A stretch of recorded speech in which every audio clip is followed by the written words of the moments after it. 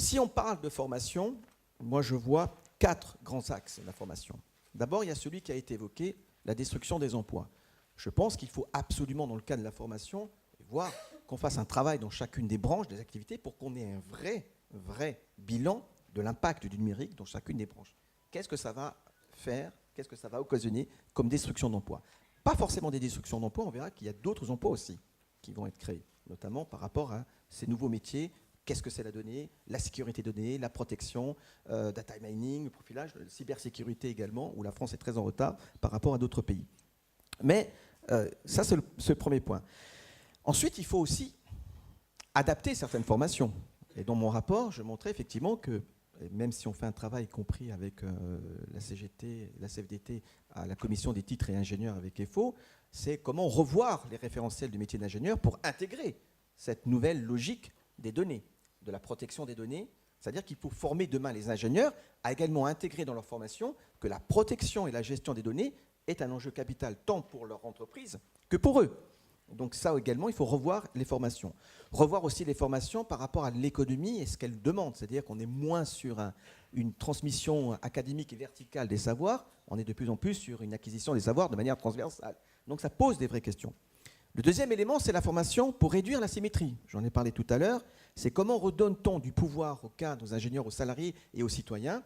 Il faut effectivement que les personnes puissent acquérir des formations en termes de droit. Moi, je suis favorable, voire même je milite pour que dans les organisations syndicales, on puisse avoir des personnes qui soient spécialisées sur la protection des données à caractère personnel. C'est essentiel. Alors pourquoi je dis ça? C'est un enjeu à la fois pour les salariés, mais également au niveau européen. Comme vous le savez, il va y avoir le projet de règlement européen sur la protection des données et qui va changer globalement le rapport des entreprises, notamment par rapport à la protection. Jusqu'à présent, une entreprise, quand elle doit traiter des données et faire un fichier, elle doit demander l'autorisation à la CNIL, voire éventuellement une simple déclaration. Dorénavant, on sera sur le principe de l'accountability. Ça veut dire, au fond, les entreprises n'auront plus de démarche à faire. Elles n'auront absolument plus aucune démarche. En revanche, si il s'avère qu'une entreprise a mis en place un fichier qui profile les salariés ou qui géolocalise les salariés en mettant des petites puces dans les voitures sans les avoir informés ni informer les IRP, ou on s'aperçoit qu'il y a une faille technologique, notamment le fait qu'on a été hacké, que certaines données, notamment sensibles, de la protection des données de santé des salariés, se diffusent un peu partout. Alors là, il y a un risque énorme pour l'entreprise, c'est qu'elle peut être condamnée jusqu'à 4% de son chiffre d'affaires. Et là, vous imaginez bien que c'est l'image de l'entreprise qui va jouer. Donc si nous, en tant que syndicat, on est capable de peser sur, justement, la question des conditions de travail et faire en sorte que dans une entreprise, on respecte la protection et la vie privée des salariés par une meilleure connaissance de ces outils de protection des données, alors nous jouons notre rôle, effectivement, en termes de formation. L'autre élément, c'est la formation pour l'innovation. Moi, je suis d'accord qu'on nous parle de la flexicurité, tout ça, sauf qu'aujourd'hui, je suis désolé, le numérique, jusqu'à preuve du contraire, il n'a servi dans notre pays, en grande partie, qu'à accroître la productivité. On n'a pas axé la formation part du numérique vis-à-vis justement de l'innovation. Je prends un exemple. J'étais au Mondial de l'automobile avec les directeurs de BMW et Peugeot. Alors, BMW dans un premier temps, ma plus grande satisfaction, c'était de voir des startups françaises présentes et qui réfléchissaient justement sur les applications en termes de mobilité et sur la question des données. Alors avec startups françaises qui ont trouvé le moyen de se développer au sein du Digital Labor BMW, le garage de BMW.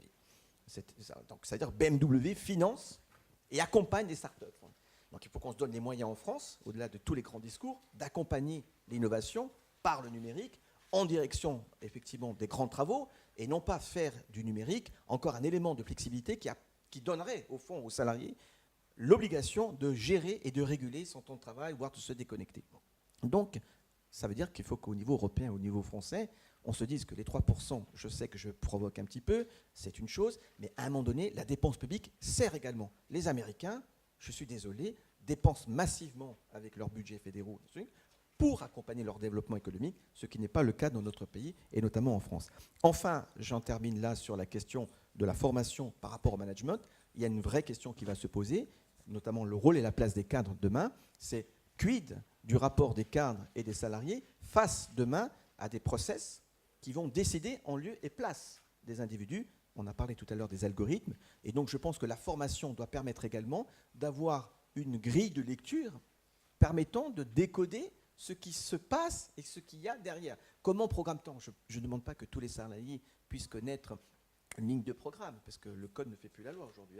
Il est très difficile pour quelqu'un de savoir, même si vous avez une ligne de code, de savoir ce qui se dit quelque part. Mais quels sont les enjeux ? Il doit y avoir un vrai débat démocratique, y compris dans l'entreprise, sur la lecture des algorithmes. À quoi servent-ils ? Donc, en définitif, si on parle de formation, il faut toujours se poser la question de la finalité qui est poursuivie par l'objectif même du numérique.